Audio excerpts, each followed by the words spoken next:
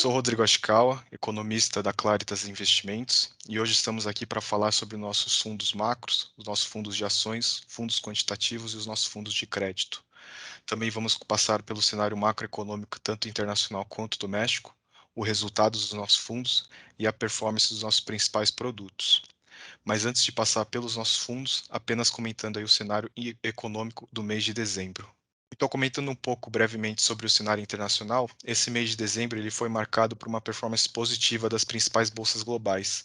Então, mesmo com o endurecimento dos principais bancos centrais com discursos mais duros em relação à inflação e preocupação inflacionária, além também do avanço da nova variante Ômicron em diversas regiões do mundo, as bolsas terminaram o mês de dezembro no campo positivo.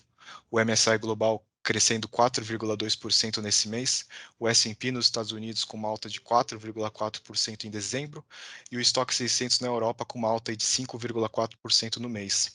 Tivemos também uma pausa das revisões baixistas das projeções de crescimento para o ano, então a expectativa de crescimento para o PIB global ficou estável em 5,8% no mês de dezembro, mas observamos aí diversos resultados negativos vindo dos principais indicadores de atividade econômica nesses principais países. Começando pela zona do euro, o PMI composto da zona do euro saiu de 55,4 para 53,4 pontos, e além disso, na região, houve uma predominância de notícias negativas relacionadas à nova variante Ômicron e que colocam incertezas em relação aos próximos passos da atividade econômica para os próximos períodos. Por hora, essa nova variante se mostra mais transmissível, porém menos letal, por isso as expectativas de crescimento para o ano como um todo na zona do euro ficaram estáveis em 5,1%.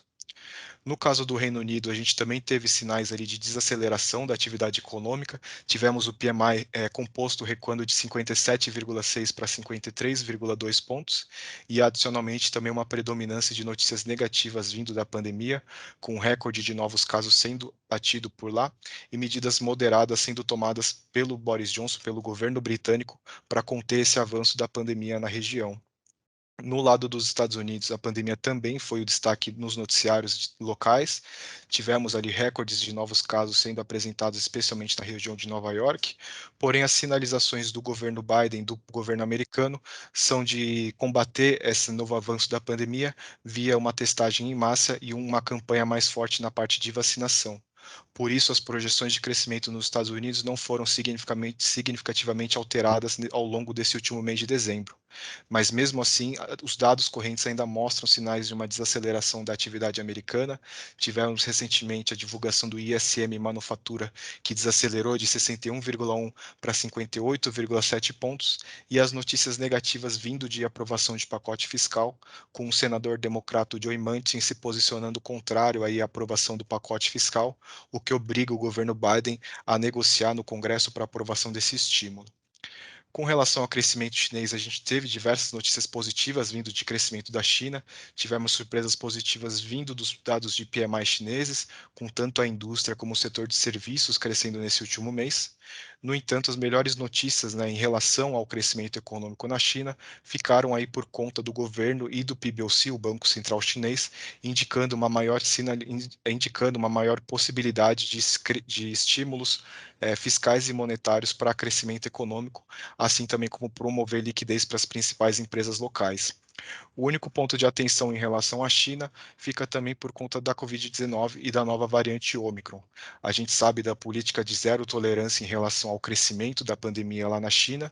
Com isso, com o crescimento ali que a gente teve na região de Xi'an, um certo surto de Covid-19 que tivemos por lá, tivemos o governo local colocando medidas mais duras de restrição, e isso se tratando da principal incerteza em relação aos próximos passos da atividade econômica chinesa. Fora a questão do crescimento econômico, outro ponto de bastante destaque ao longo desse último mês foi a questão de política monetária nesses principais países.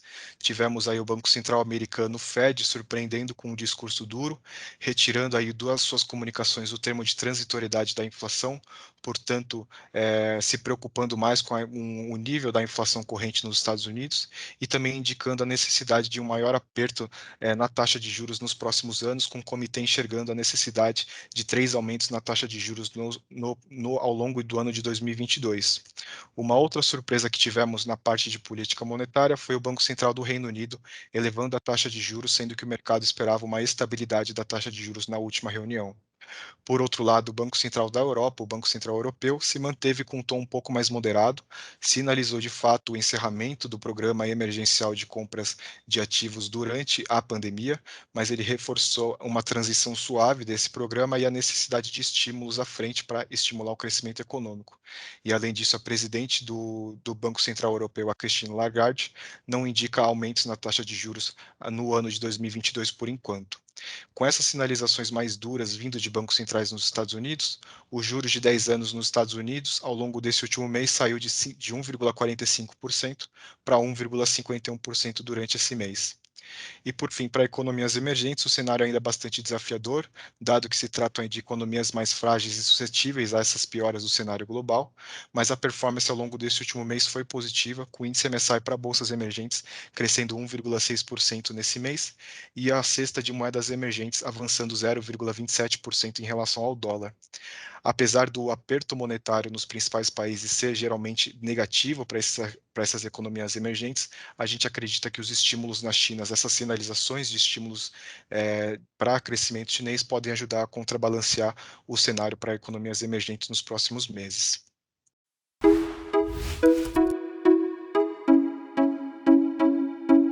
Passando para o cenário doméstico, aqui no cenário brasileiro, aqui no Brasil a gente também teve um desempenho positivo dos principais ativos de riscos. Tivemos aí o índice Bovespa crescendo 2,9% nesse mês, tivemos também um recuo nas taxas de juros mais longas e uma valorização do câmbio pelo segundo mês consecutivo. Essa melhor performance, na nossa visão, se dá pela ausência de novos ruídos fiscais ao longo desse último mês de dezembro, dado que tivemos aí a promulgação da PEC dos precatórios e também o encerramento do ano legislativo com o recesso do Congresso entrando em vigor. No campo fiscal, a gente continua tendo dados de arrecadação ainda num patamar bastante forte e que pode levar a um déficit fiscal menor ao longo desse último ano de 2021, e devemos também encerrar com a dívida bruta próxima dos 80% do PIB ao longo desse último ano. Mas o destaque do mês de dezembro foi a questão da promulgação da PEC dos precatórios, e que não sofreu grandes alterações em relação às suas negociações dos últimos meses, e o governo conseguiu garantir o espaço no teto de gastos em 2022 de 110 bilhões de reais para o ano que vem. Assim como o espaço fiscal, o Congresso também conseguiu aprovar no final, nas últimas semanas de 2021, o orçamento para 2022, prevendo aí um déficit na ordem de 79 bilhões de reais para 2022. Porém, as discussões fiscais, mesmo com a aprovação da PEC dos precatórios e a aprovação do orçamento, foi marcado por continuidade dessas discussões fiscais, né? Tivemos aí, foi um mês marcado pela insatisfação dos principais servidores públicos por conta aí da exclusividade dos reajustes a policiais, né, sendo indicados a policiais, e pressões também para as pressões do setor empresarial para a questão da desoneração da folha, que foi sancionada pelo presidente Bolsonaro nas últimas semanas de 2021. Ou seja, a gente teve uma redução do ruído fiscal ao longo do último mês, mas distante ainda de afastar essas novas pressões fiscais que continuam nesse começo de ano de 2022. Sobre a corrida eleitoral, as movimentações políticas começaram ao longo desse último mês. Tivemos o ex-juiz Sérgio Moro se filiando ao partido Podemos para se projetar como esse candidato da terceira via. No caso do ex-presidente Lula, continua com um discurso um pouco mais contido, mas o destaque por volta do candidato Lula ficou por conta da saída do Geraldo Alckmin, o ex-governador de São Paulo, e sua possível composição como vice-presidente da chapa do Lula. Por fim, o Bolsonaro também se filiou ao Partido Liberal, ao PL, e aposta e segue apostando na aprovação do Auxílio Brasil como a principal fatora que pode impulsionar sua popularidade novamente aos patamares desejados. Também tivemos diversas novidades em relação aos dados econômicos aqui no Brasil. E em relação à inflação, as expectativas de inflação ainda apontam uma inflação acima da meta para 2022 e para 2023. E como resposta a esse elevado nível da inflação, das expectativas de inflação, o Banco Central elevou novamente a taxa de juros em 1,5 pontos percentuais, elevando a taxa de juros para 9,25%.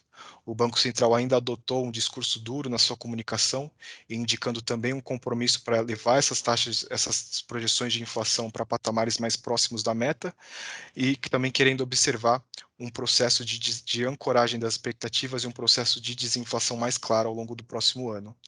Com relação aos dados correntes, tivemos uma surpresa positiva com os dados de IPCA 15 vindo abaixo do esperado e mostrando uma desaceleração da inflação anual na margem, e isso, somado ao discurso duro do Banco Central, ajudaram nessa ligeira descompressão do cenário inflacionário aqui no Brasil no mês de dezembro. Porém, do lado de atividade econômica, as notícias ainda seguem desfavoráveis. Tivemos o último IBCBR com uma queda de 0,4%, além de surpresas também negativas vindo da produção industrial, de vendas no varejo e também no setor de serviços. E essas decepções com os dados correntes, mais o cenário de aperto monetário por parte do Banco Central, levam aí a perspectivas aí mais desfavoráveis ao crescimento econômico. Com isso, as projeções de crescimento, segundo a pesquisa Focus, ao longo desse último mês, saíram de 0,51% para 0,36% nesse mês. Do nosso cenário macroeconômico é isso, e agora eu passo a palavra para os nossos gestores. Qualquer dúvida, estamos à disposição.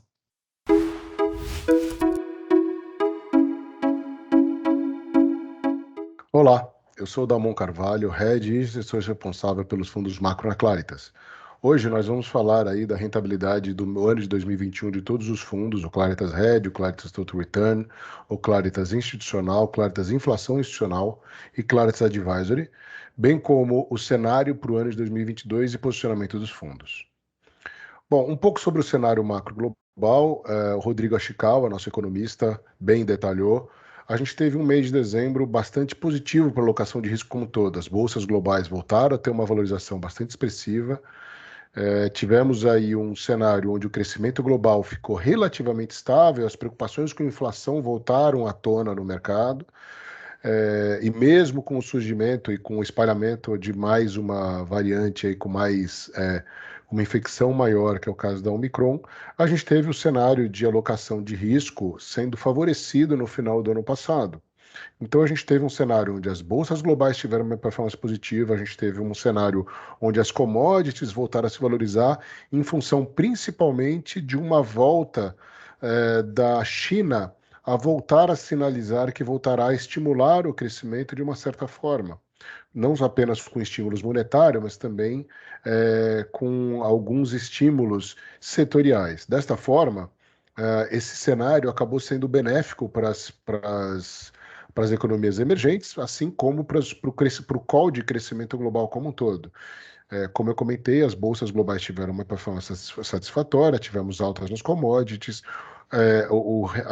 o dólar, de uma certa forma, teve uma perda de valor em relação ao mês anterior, ainda com uma performance muito satisfatória ao longo do ano, e a gente teve umas taxas de juros globais, de uma certa forma, ficando mais lateralizadas, subindo pouco ao longo do mês passado.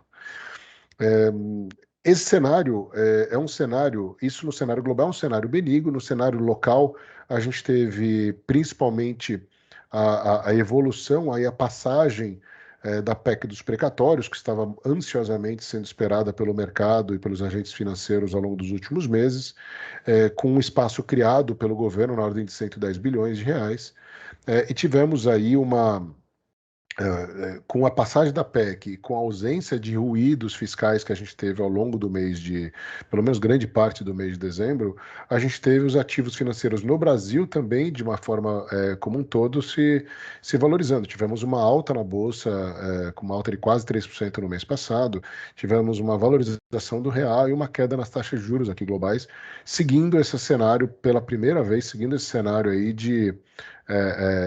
seguindo o cenário global de alocação de risco. Então, a gente teve ainda, o que nos preocupa um pouco foi o fechamento do ano, no calar do ano, a gente teve uma passagem, um reajuste para funcionalismo público, que de uma certa forma levanta uma certa preocupação aí com novos arroubos no ambiente fiscal aí no começo do ano de 2022, bem como a desoneração da folha de 17 setores. Então, a gente tem uma certa preocupação que, apesar da gente ter uma janela, um ano eleitoral bastante importante agora no Brasil, aqui ao longo de 2022, e a gente ter menos espaço para desarranjos fiscais, a gente tem algumas pressões aí pontuais de alguns determinados setores para reajustes salariais. Isso nos preocupa um pouco.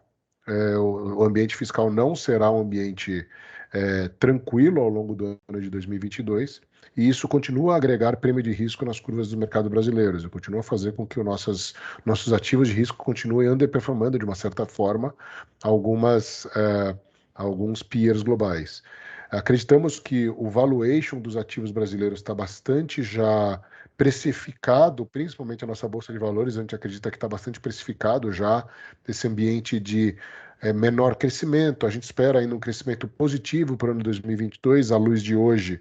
Esperamos um crescimento positivo para o ano 2022 e uma inflação desacelerando marginalmente para um patamar ao redor de 4,7% a 5% para este ano de 2022 e um crescimento do PIB ainda ao redor de 0,5% positivo para esse ano, mas a gente sim está preocupado com esses números recentes do último trimestre do ano, com uma queda importante aí nos números de vendas de varejos, na produção industrial, na área de serviços, mostrando que a pujança da economia ao longo do segundo semestre do ano tem perdido força. A gente vê um crescimento do PIB do ano de 2021 na ordem de 4,6% e uma inflação muito próxima a 10%. A gente vê uma desaceleração muito forte para o ano de 2022. Um PIB ainda positivo, mas muito próximo de zero. E uma inflação ainda importante ao redor de 5%. Esse ambiente, ele é pautado ainda pelo ambiente eleitoral. A gente teve ao longo do mês de dezembro o surgimento de uma terceira via um pouco mais factível, que é o surgimento do ex-ministro Sérgio Moro, começando a rivalizar aí com os dois principais candidatos hoje, que é o petista Lula e o PL agora Bolsonaro, que se filiou ao partido do PL. Que são os dois mais prováveis, à luz de hoje, de irem para um segundo turno. Ainda tem bastante espaço, mas o que a gente vê de outcome para a eleição é uma tendência mais ao centrismo de ambos os candidatos para poderem pegar esses votos que vão acabar definindo um pouco a eleição. Então a gente tem a gente acha que está muito bem, de uma certa forma, muito bem precificado o ambiente eleitoral nos ativos brasileiros nesse primeiro momento.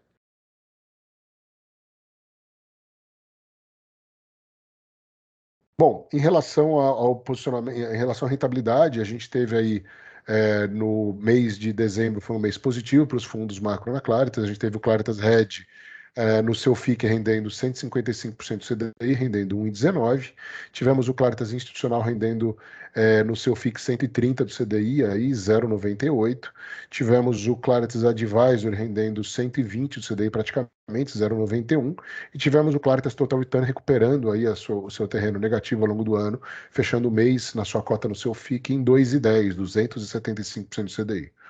Essa rentabilidade ela veio principalmente em virtude de um ganho que nós tivemos aí no mercado de juros aqui no Brasil. Voltamos a ter uma sinalização. A gente acredita que por conta do menor call de atividade para o ano que vem e a inflação fazendo um pico ao longo dos próximos meses, entre dezembro, novembro, dezembro e janeiro, a gente acha que o Banco Central pode não entregar, de uma certa forma, os 13% que ficou precificado na curva de juros. Então, ainda é muito tático, não são apostas que vão perdurar por tanto tempo. A gente até acredita que o book de renda fixa deve ser um book mais presente nos portfólios macro ao longo do ano de 2022, com apostas agora que a gente teve uma Selic saindo no patamar de 2% e vamos chegar a uma Selic ao redor de 11,5% a 12% na nossa visão, ou seja, abaixo do que o mercado precifica hoje de 13%. A gente acredita que o ambiente, as posições de renda fixa local devem voltar a fazer uma presença um pouco mais perene nas carteiras, mas bastante dinâmica. Porque a gente ainda tem uma preocupação bastante grande com o ambiente fiscal, que é o que fez a Selic, em grande parte, juntamente com a inflação, foi o que fez a Selic sair de um patamar de 2% no começo de 2021 e fechar o ano de 2021 em 9,25% e chegar a um patamar que a gente acredita que deva chegar ao redor de 11,5% e ficar esse patamar ao longo de 22%.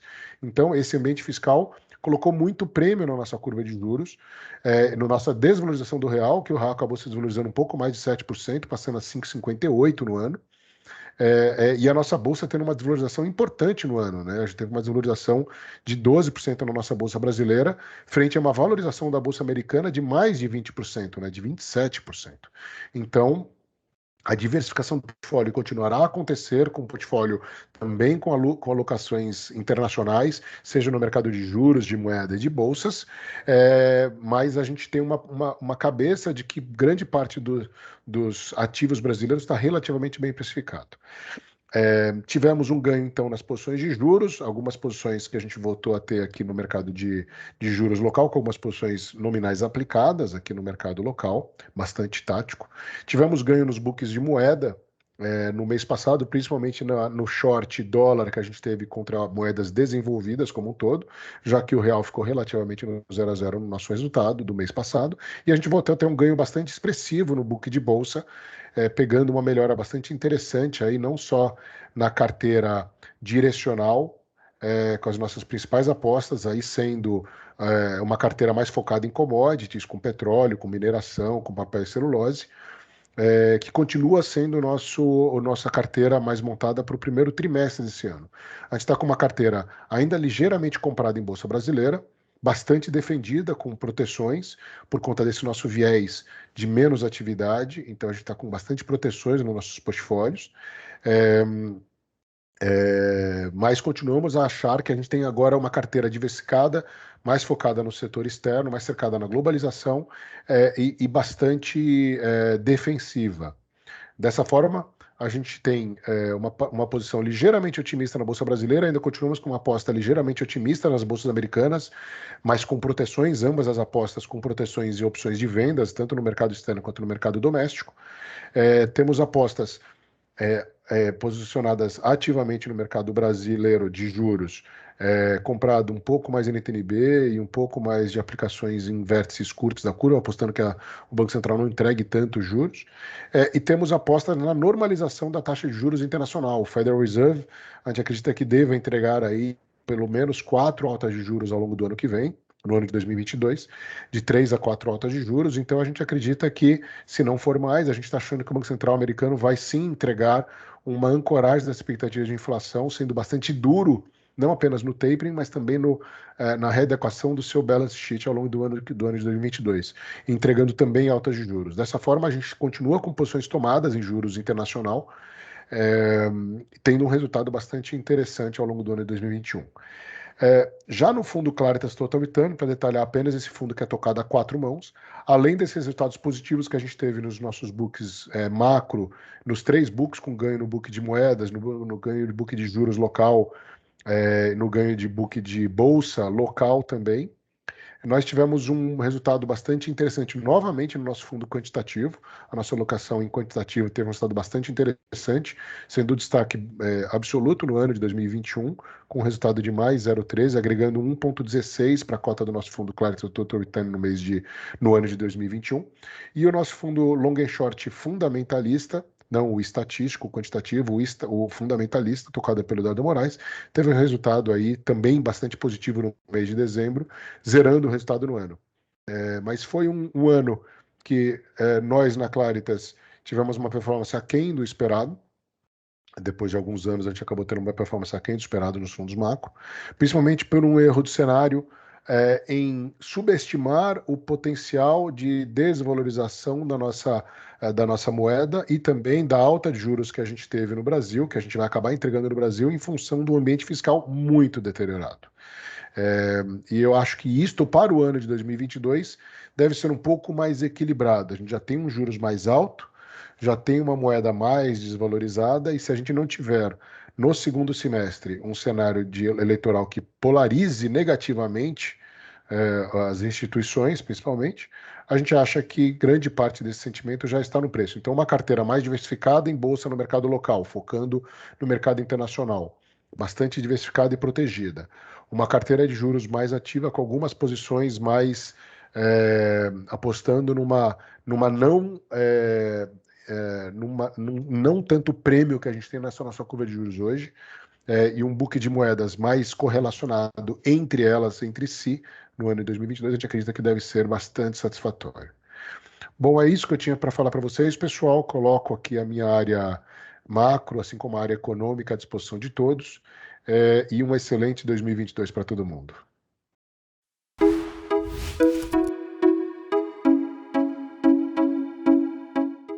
Olá, Meu nome é Eduardo Moraes, eu sou gestor de renda variável da Claritas e hoje nós vamos comentar a performance dos fundos Claritas Long and Short, Claritas Valor e Claritas Long Bias no mês de dezembro e também no ano de 2021.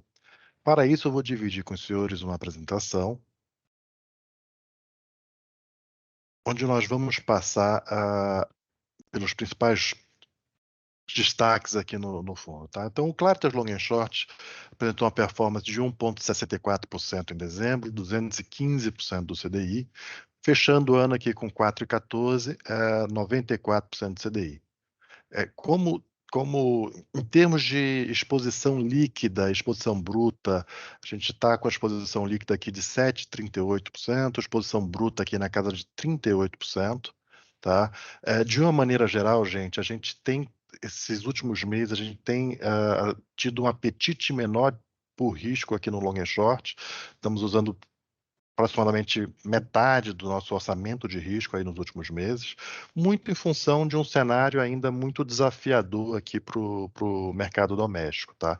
Então a gente reduziu de uma maneira sensível aqui as exposições, tanto brutas quanto líquidas, em todas as estratégias aqui do fundo, até que a gente tenha um cenário um pouco mais claro e uma situação técnica também um pouco melhor, porque além do cenário mais desafiador, você está tendo uma onda muito grande de resgates na indústria, que no final das contas gera uma série de distorções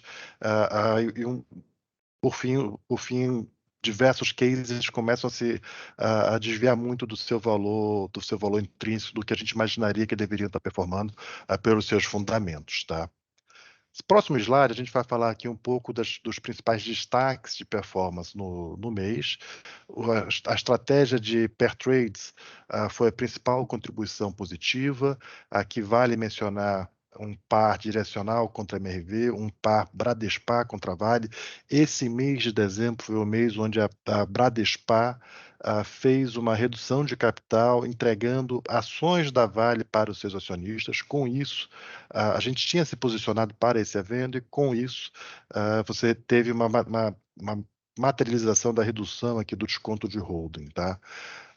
Fizemos também um outro par positivo aqui, Santos Brasil contra Rumo e Sabesp contra Copasa. A única contribuição negativa foi um par Iguatemi contra BR Malls. Segunda estratégia com um resultado positivo aqui foi a ação short contra o índice, com destaque aqui para a posição vendida em Redditor, contribuiu aqui com 15 basis points. Tá? Ação direcional, destaques aqui para Jalles Machado. Para o short em aéreos, aqui é um short direcional, a gente optou por fazer direcional e não contra o índice.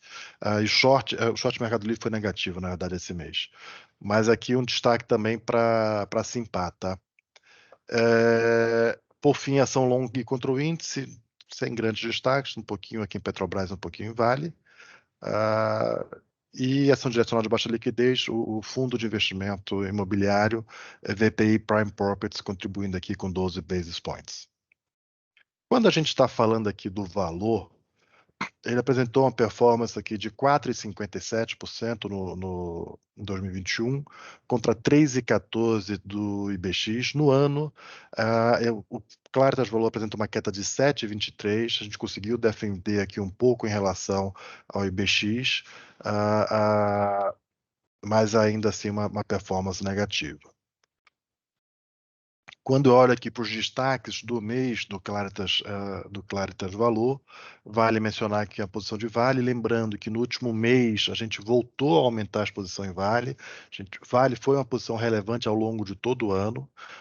Quando o preço do minério começa a cair, a gente reduz substancialmente, a gente chegou a ter 12% em Vale e reduzimos até 5%. Mas no momento que a gente começa a perceber os números de atividade na China melhorando e o governo sinalizando estímulos, a gente volta a investir em Vale e, num momento muito apropriado, foi o principal contribuidor para o resultado aqui no mês de dezembro, tá? Petrobras, aqui também um destaque positivo. O grupo Simpar, aqui com Simpar, Vamos, com uma boa contribuição positiva. A Minerva, a gente A Minerva voltou aqui para o portfólio, a gente optou por trocar a posição em JBS por Minerva. Esse mês você teve a notícia ali do fim do embargo chinês, que terminou, que era um pouco o nosso racional de voltar para Minerva, e terminou contribuindo positivamente aqui para a performance das ações. JHSF, você teve um evento relevante, que foi o JHSF Day, com muitas novidades, mais detalhes aqui dos principais projetos. Aí, por fim, uma performance aqui também em Klabin. Destaques negativos, Loja Renner, Apvida e Itaú Unibanco. Tá? Quando eu olho o ano, o principal destaque positivo aqui é o setor de transporte e logística, que principalmente o grupo Simpar, através da Simpar e da Vamos. Tá? Depois, eu diria que tem a estratégia de exportadoras em agribusiness, petróleo, alimentos, siderurgia, papel celulose e mineração. Esse grupo aqui todo foi o grande contribuidor de resultado do fundo ao longo do ano. Tá? E como principal destaque negativo, eu diria que varejo, que uma contribuição negativa relevante em via varejo, construção e healthcare. Olhando agora para o long bias, ele apresentou uma alta aqui de 4,61 no mês de dezembro contra 1,23 do IPCA mais yield da IMAB. No ano, ele apresentou uma queda aqui de 7,78 contra uma alta aqui de 14,46 do seu benchmark. Aqui um pouco a foto de como estava a carteira do long bias, lembrando sempre os três componentes: uma carteira direcional que vem do Claritas Valor, algumas operações aqui do Claritas Long and Short, 16% de gross exposure em pares, mais 2,30 vendido em ações, e uma estratégia de proteção aqui, comprado em puts de Bovespa e vendido em algumas calls de papéis que a gente tem na carteira. Tá? Falando um pouco aqui dos principais temas de investimentos, de uma maneira geral, como é que os fundos estão posicionados? Esse comentário vale tanto para o valor quanto para o long and short e para o long bias. Tá? A gente está enxergando um cenário muito desafiador para o Brasil, como nosso próprio economista, o Ashikawa, já deve ter comentado. Está enxergando um cenário muito desafiador para o Brasil ao longo de 2022. Tá? Desafios sobre a ótica fiscal, desafios sobre a ótica política, desafios sobre a questão da inflação, juros mais altos. Então, é um cenário de fato desafiador. Por outro lado, a gente vê muitas oportunidades quando a gente olha no bottom-up, olhando ali no detalhe das empresas. Nesse ambiente, a gente está concentrando em alguns temas de investimentos que estão mais relacionados com o cenário externo, com o cenário global. Tá?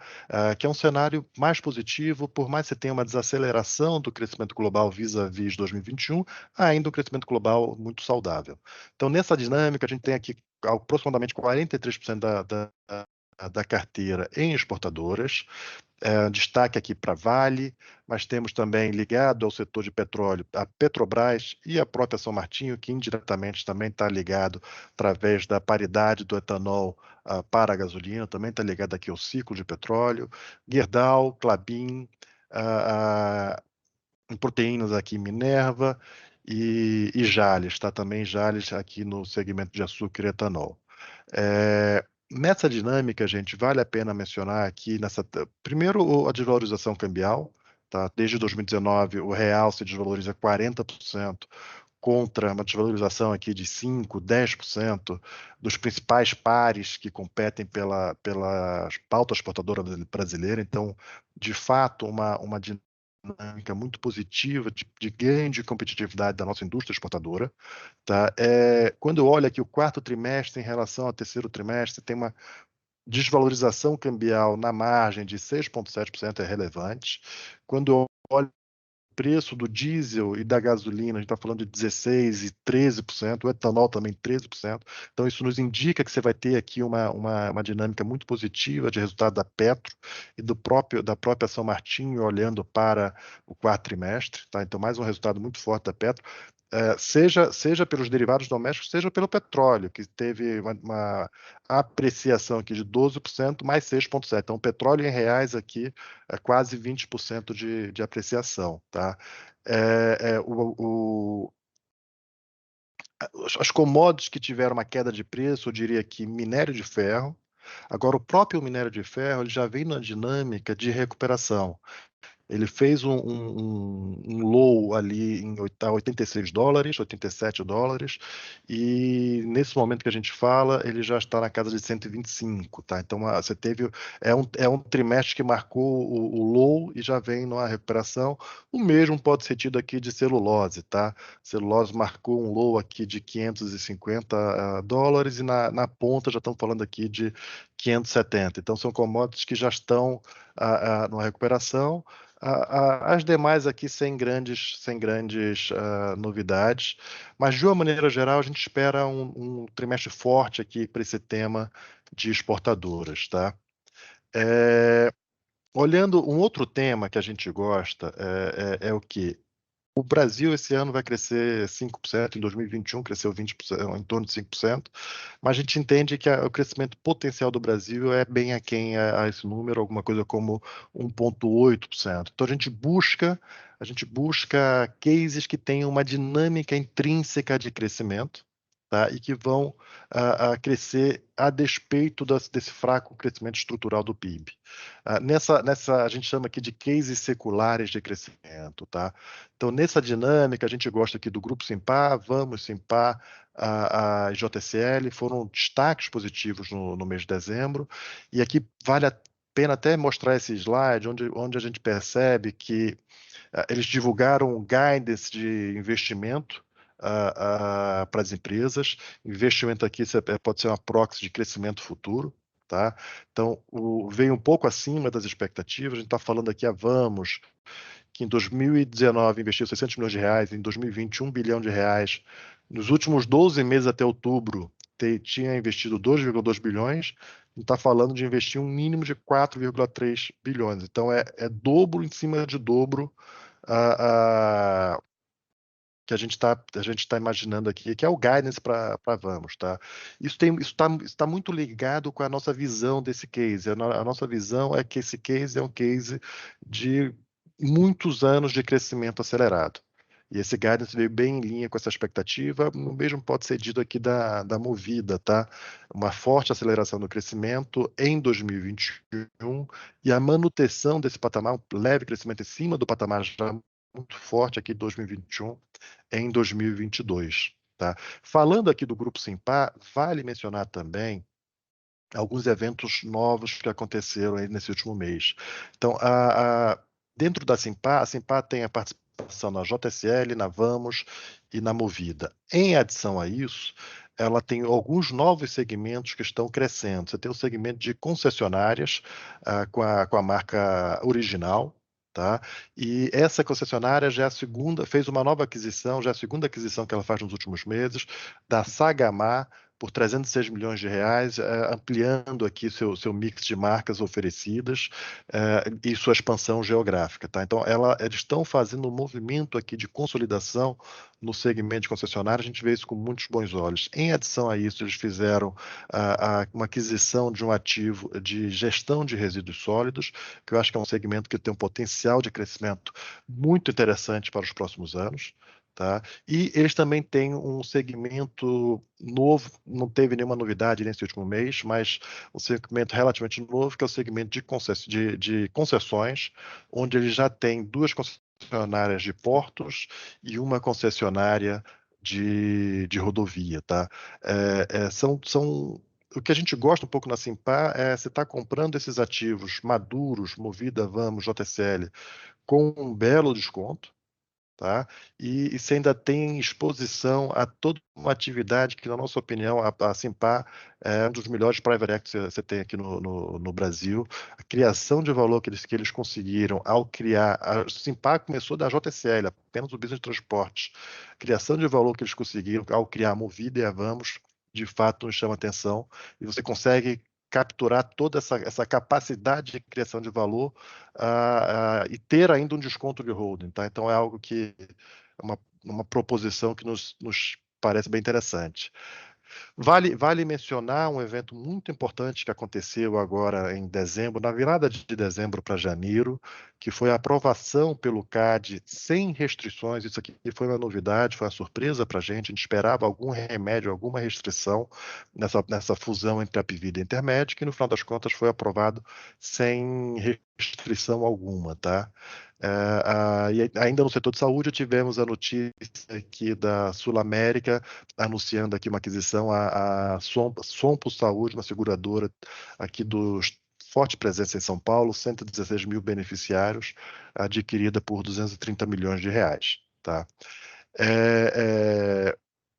Aqui no tema de valor, aqui não tivemos maiores novidades, apenas a Exetec anunciou aí os últimos lançamentos que ela fez no ano de 2021, 490 milhões de VGV lançado aí no finalzinho do ano, atingindo 1,9 bilhão de lançamentos em 2021 e ficando abaixo do guidance, tá? Pode soar estranho, mas parte do que a gente gosta da Zetec é justamente essa disciplina. No momento que eles percebem que o mercado não está muito receptivo, eles reduzem os lançamentos e não vão fazer o lançamento para cumprir guidance e criar um problema ali na frente. Essa confiança que a gente tem no management eu acho muito importante.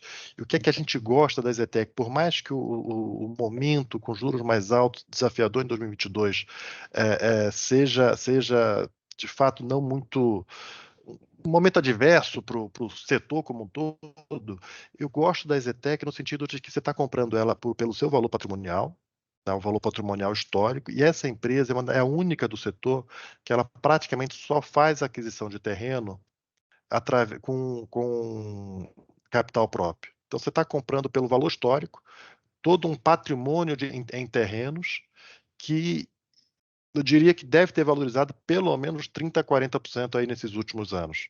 Então, esse estoque de land bank que a Exetec tem é um estoque que, ao longo de 22, 23, volta a ser lançado com margens muito atrativas.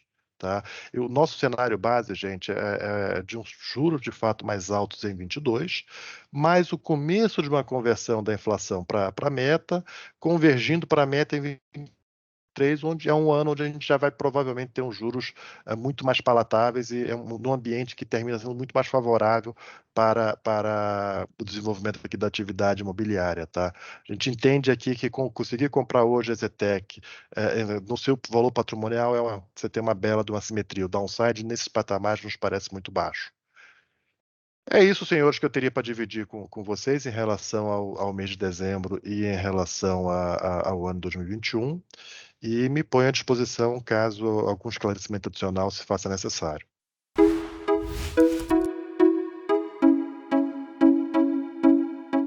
Olá a todos, sou Luiz Rodrigues, gestor dos fundos de crédito privado aqui da Claritas. E eu vou falar um pouquinho para vocês de como foi o mês de dezembro do fundo FIRF Claritas Crédito Privado.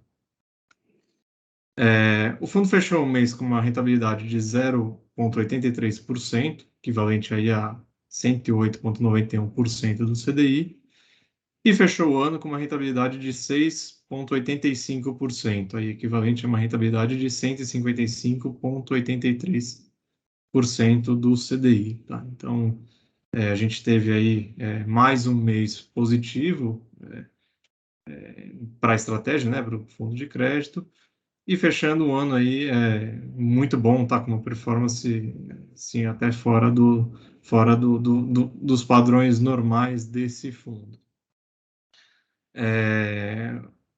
Falando especificamente agora do mês de dezembro, o mês de dezembro seguiu um pouco a tendência que a gente observou aí durante o mês de novembro. O que foi essa tendência? Tá?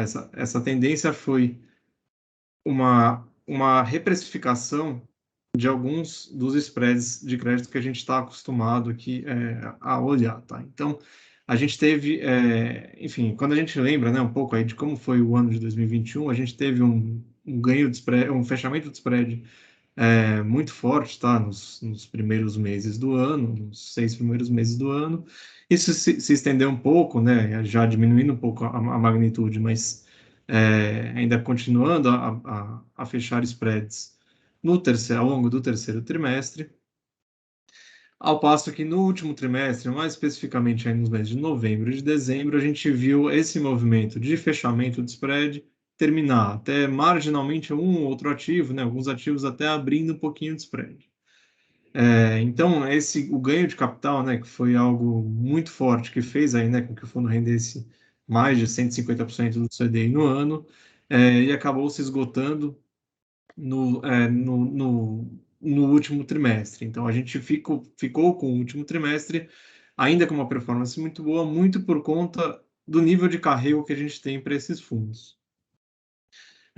Então, quando a gente pensa aqui, né, o nível de carrego dessa carteira sendo tão bom assim, ele propiciou com que a gente não precisasse mais do ganho de capital para ter uma boa performance na estratégia.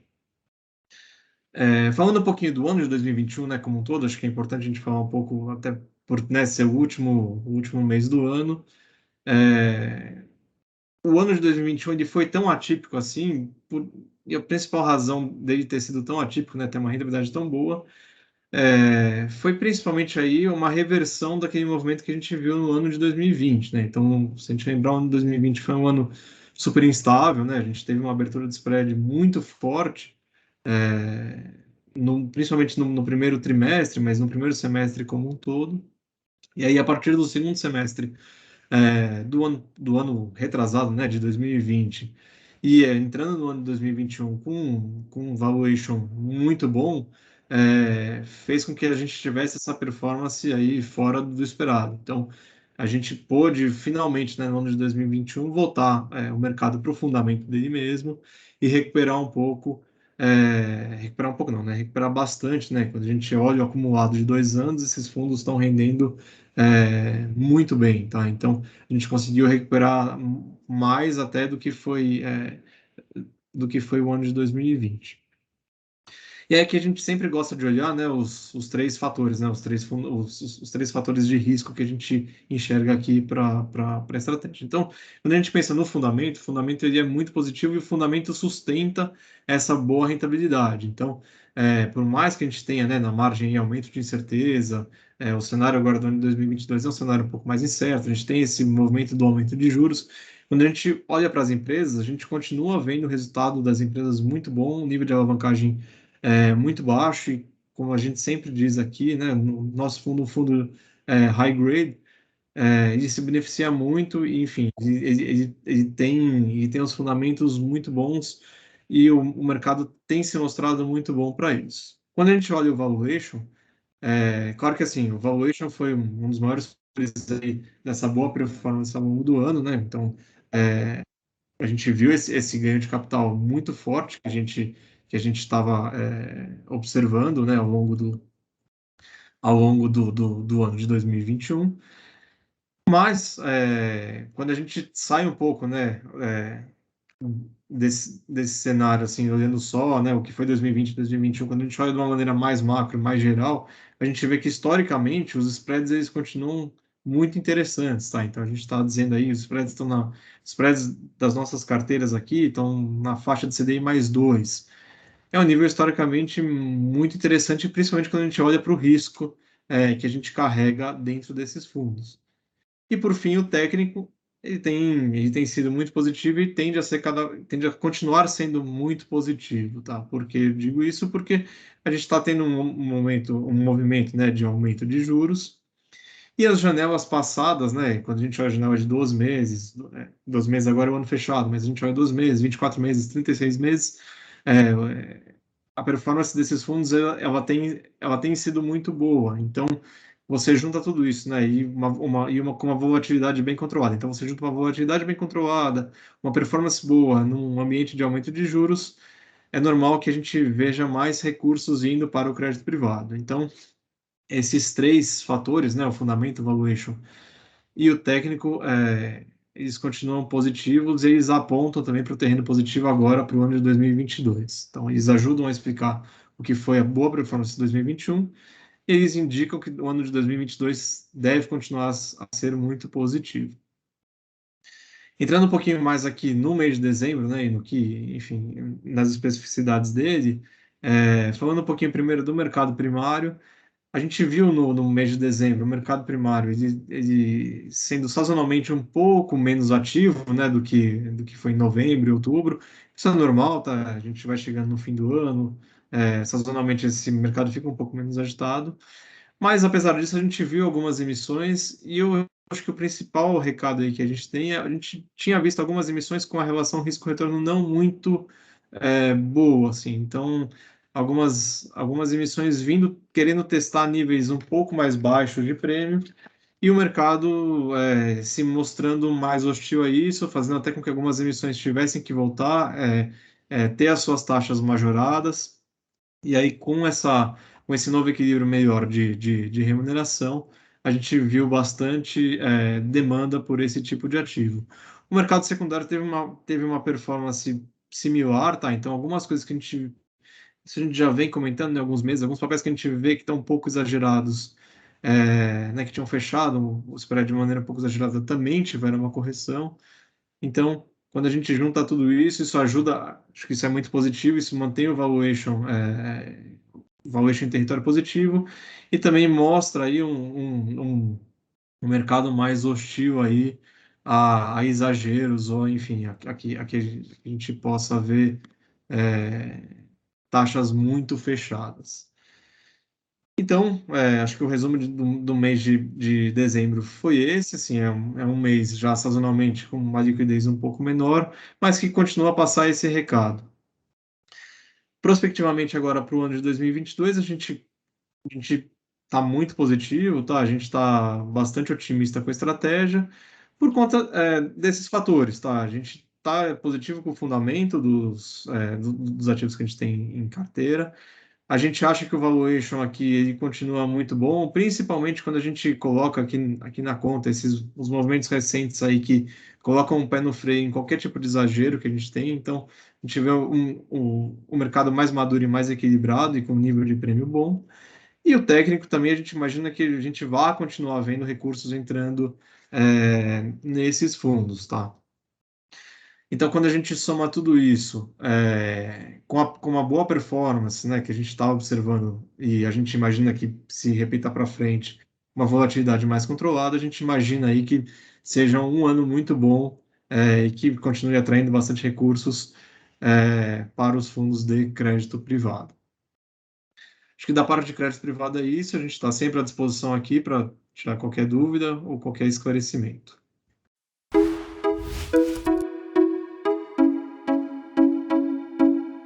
Olá, meu nome é Gustavo Linari, eu sou gestor responsável pelo Claritas Quant e vou comentar um pouquinho com vocês a performance do fundo no mês de dezembro e no ano de 2021.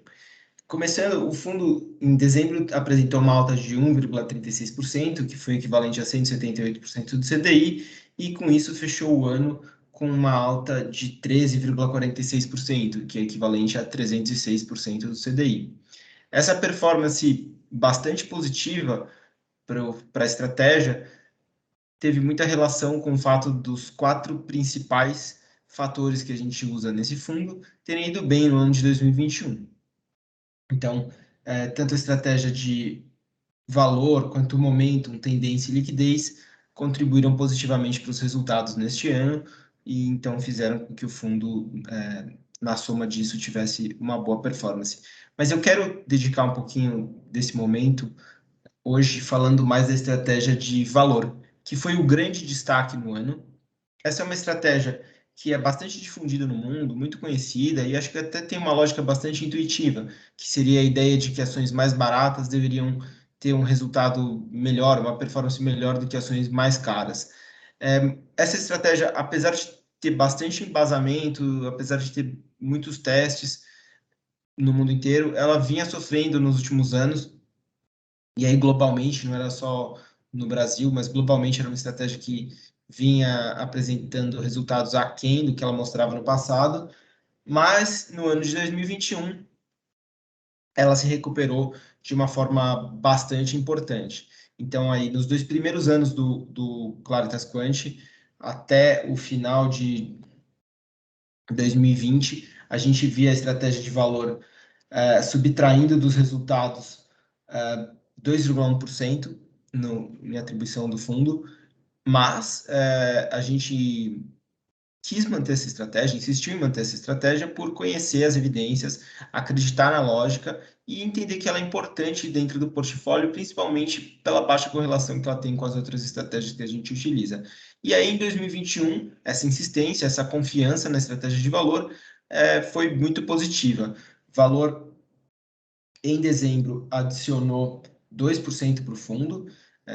Por 6 meses consecutivos, ele vem aí apresentando uma performance bem interessante, e com isso ele passou a adicionar 8,60 no ano de 2021, sendo disparado o maior destaque positivo da estratégia quantitativa. Então, a nossa confiança e insistência nessa estratégia de valor, sempre pensando no fundo pela ótica da gestão do portfólio, se mostrou acertada no ano de 2021 e a gente pôde colher aí frutos dessa estratégia. Agora, falando um pouquinho de como o fundo se posiciona para 2022, é interessante comentar que, em termos de exposição líquida, teve pouca mudança na passagem de dezembro para janeiro. Então, a gente vinha aí com uma posição 6,9% comprada, né, no rebalanceamento passado, e agora a gente passou para 7,9% comprado.